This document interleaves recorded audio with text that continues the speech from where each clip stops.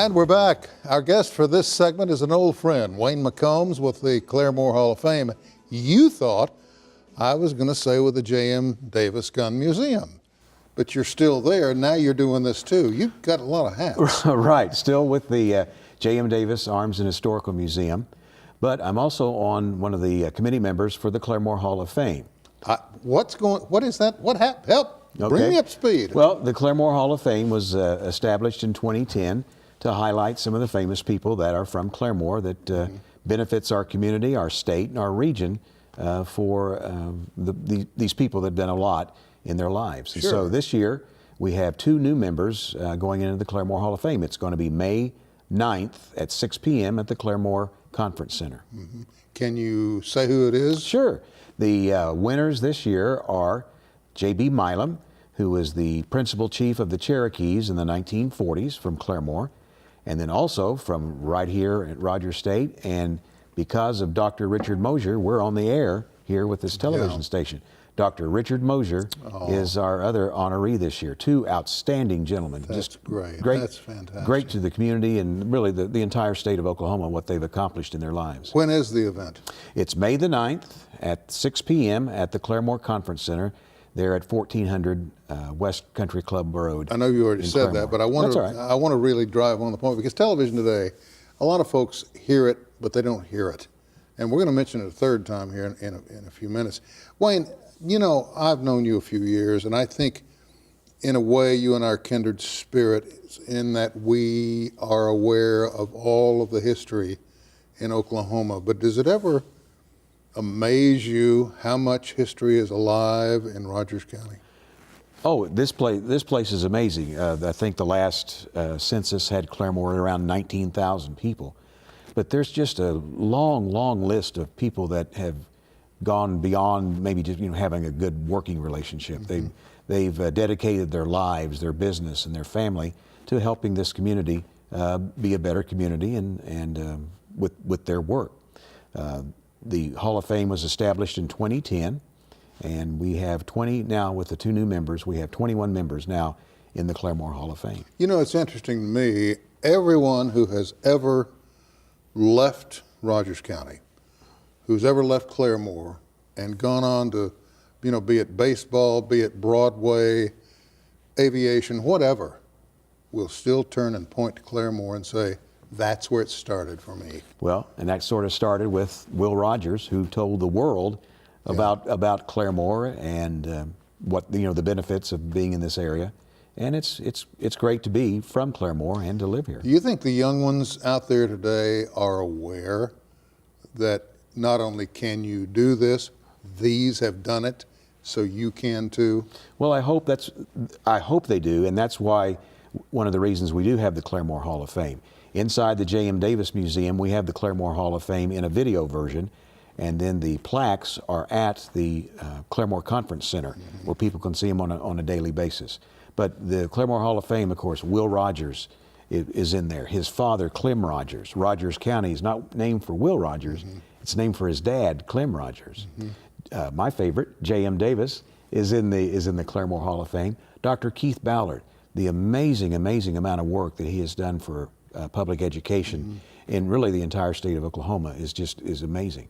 Patty Page, Clara Ann Fowler, who Patty Page, and they heard her singing on the radio in Tulsa on KTUL and became an enormous star. She sold more records. Now we may have to educate some of the younger ones what a record is, but she sold more records in the decade of the 50s than any female artist in the entire decade of the 50s. Yeah. Also, Stuart Rusa. He was a test pilot, and he was on the 1971 moon landing. He was the command pilot. Business leaders like Frank Robson, his wife Ludmilla Robson. Also, W.R. Howell, who was the CEO of J.C. Penney's. He moved it from kind of the small business on Main Street, which was fine. He moved it to the malls and things like this and got the name really out. And he started at the Claremore J.C. Penney store, sweeping out the back lot. Is that right? That's how he started, yes. Well, we don't want to leave out, too, Green Grow the Lilacs. That's right. That led to Lynn Riggs. Oklahoma. That's right. And we always, the joke sometimes is if it wasn't for Claremore, there'd be no Oklahoma. Yeah, that's right. Yeah, that's right. But Lynn Riggs, of course, wrote the play Green Grow the Lilacs, which was about farm life and daily life here in Claremore Indian Territory, and has turned into the wonderful musical. In fact, next year will be the 75th anniversary of the first production of Oklahoma, and we're planning some great things in the city of Claremore about that. Please keep us posted on that. All right. Really, I want to follow. You know, I have a habit of every time I go to and I do frequent estate sales, I'm always looking for a copy of Green Grow the Lilacs. I'm going to find one someday. I haven't found it yet, but I know there's going to be one out there for sale. I'm going to grab it. Well, from what I understand, that Rodgers and Hammerstein hardly did any changing to the storylines in this, but they added the music and things. So basically, it's almost untouched. And what Lynn also, Riggs he wrote in the style of the conversation from that period. Correct, and Which you made see it a winner. You see it in the movie, and you know that's kind of how we talk around here That's sometimes, you know. But it's very, very interesting how that became such a big hit. And those are just a sample. I think I only named about half the people in the Claremore Hall of Fame. It's really amazing. Well, Clem McSpadden, the rodeo announcer, Clem, plus you know the state representative and all that he did for this area, and a state senator is amazing. But in his day, when he was a rodeo announcer, he was the Harry Carey, the Vin Scully of rodeo. He was on ABC Wide World of Sports as their rodeo announcer. He was on ESPN when they had rodeos with their productions.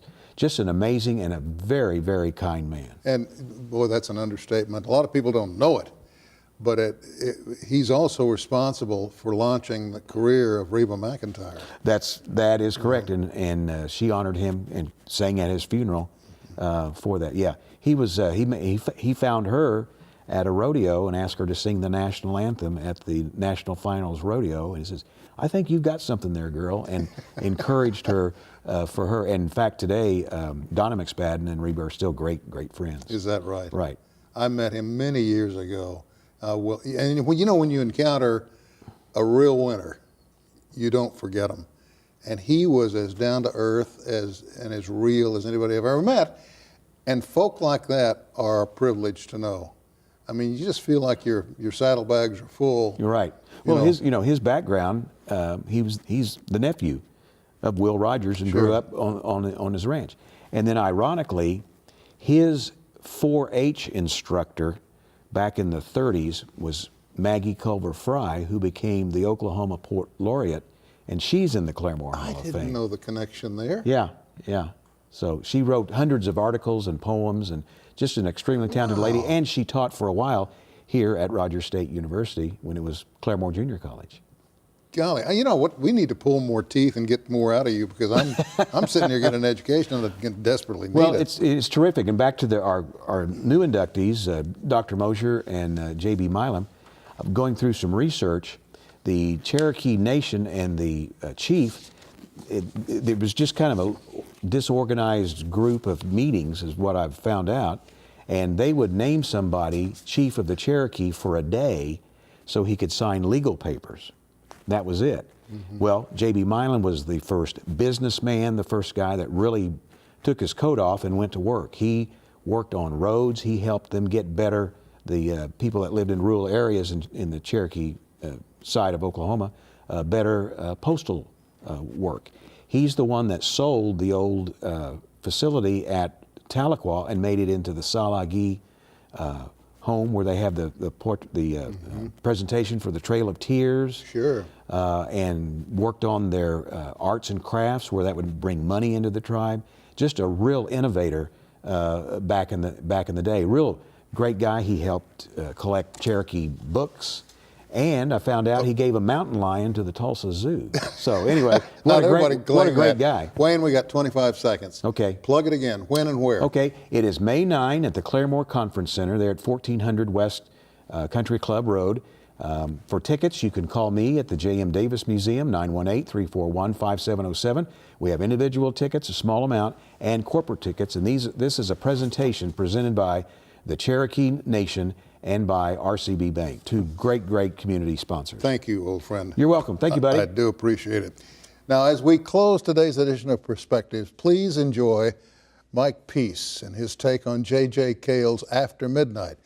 Special thanks there to Mike, Ron, and to Nick Buttram, two of our RSU student workers, for their incredible help with this special piece. We'll see you next time.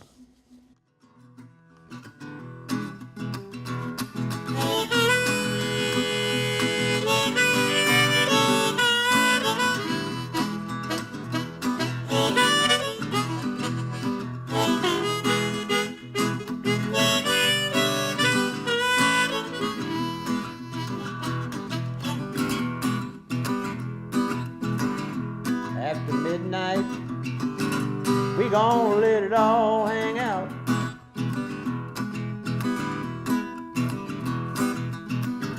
After midnight, we gonna chug, love, and shout. Have no cross talking and suspicion. Give an exhibition. Find out what it's all about. After midnight, we gonna let it all hang out. Johnny Cale, my favorite Cale song.